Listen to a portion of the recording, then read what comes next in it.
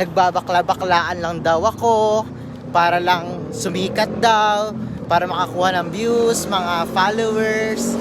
So, hello guys! Time check, 2 p.m. Kakalabas ko lang sa work at ito, naglalakad na dun sa sakayan ng jeep. So, habang naglalakad ako, share ko lang sa inyo yung mga comment na nababasa ko sa mga post ko, yung mga bashing. So, ang iba sa kanila sinasabi na nagbabakla-baklaan lang daw ako para lang sumikat daw, para makakuha ng views, mga followers. So, kung talagang followers ko kayo, alam nyo na hindi ako nagbabakla-baklaan lang. So, i-stalk nyo na lang ako.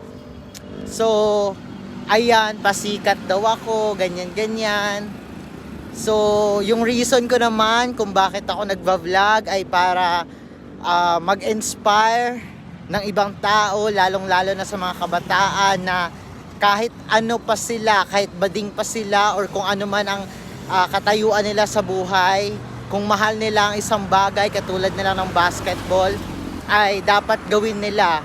Simulan nila at wag silang matatakot kasi sa nangyari sa akin, ilang taon ang lumipas or pinalipas ko na hindi ko ginawa yung bagay na gusto ko, yung pagbabasketball, dahil lang sa opinion ng ibang tao.